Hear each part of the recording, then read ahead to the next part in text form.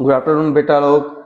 तो आज हम पढ़ेंगे भूमि, मृदा, जल, प्राकृतिक वनस्पति और वन्य जीवन।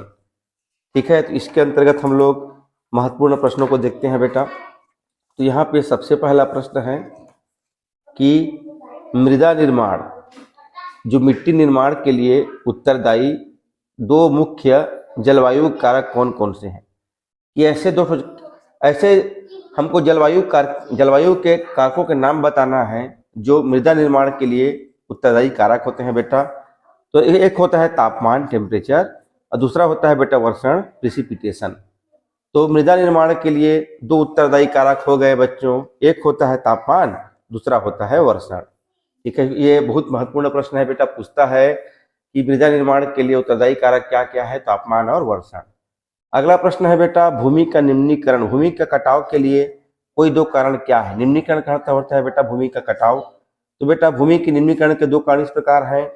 जो आज की कृषि पद्धति है, पहला कारण है उसकी आज की कृषि पद्धति, और दूसरा कारण है बेटा उसका निर्माण संबंधी गतिविधि। दो प्रमुख कारण है, आज की कृषि पद्धति और निर्माण संबंधी गतिविधि।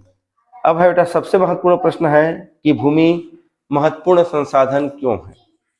ये बहुत पूछता है बेटा प्रश्नों में कि भूमि महत्वपूर्ण संसाधन क्यों माना जाता है। इसका कारण है बेटा, एक तो भूमि पर ही मनुष्य स्वयं निवास करता है, भूमि पर मनुष्य अपने रहने के लिए घर बनाता है बेटा। दूसरा चीज, ठीक है, भोजन के लिए वह अन्य कृषि की अन्न उगाता है बच्चों।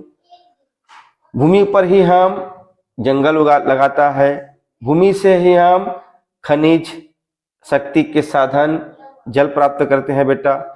भूमि में हम सड़क बनाते हैं जिससे क्या कार्य होता है, यातायात व परिवहन का कार्य होता है बेटा। तो इस प्रकार से भूमि बहुत महत्वपूर्ण संसाधन है। मनुष्य निवास करना, खेती करना, जंगल लगाना, जल प्राप्त करना, खनिज प्राप्त करना और सड़क बनाना ताकि यातायात व परिवहन का कार्य हो सके। इस प्रकार से बेटा भूमि महत्वपूर्ण संसाधन है। अगला प्रश्न है बच्चों, वो सोपान क्या क्या है जिनके सरकार ने पौधे और प्राणियों के लिए आरंभ किया है। ठीक है, किसके लिए? संरक्षण के लिए। कौन कौन से ऐसे सोपान हैं जिसको सरकार ने पौधों और प्राणियों के संरक्षण के लिए आरंभ किया है। तो पहला है बेटा सामाजिक एवं सामुदायिक स्तर पर वन महोत्सव को प्रोत्साहन देना।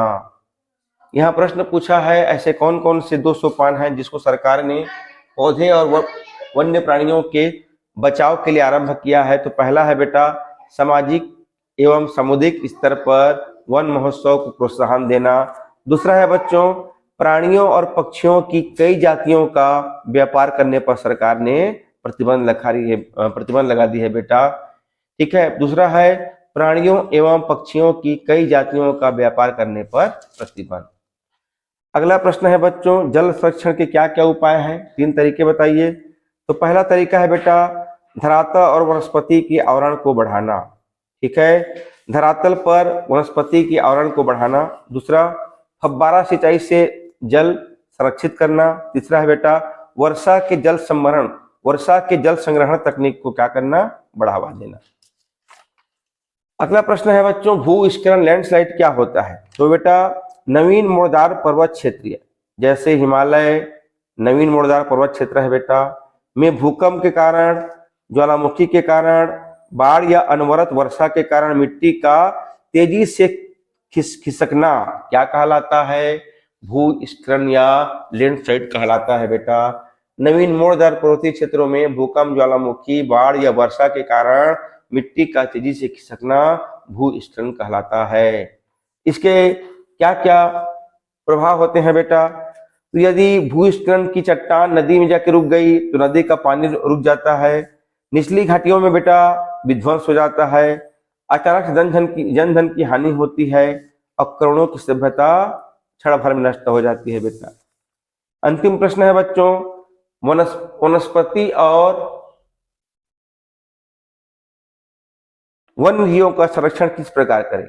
वनस्पति और जो वन्य जीव हैं ये हमारे लिए प्राकृतिक संपदा है बेटा। ये हमारे परितंत्र इकोसिस्टम को स्वच्छ और सुरक्षित रखते हैं।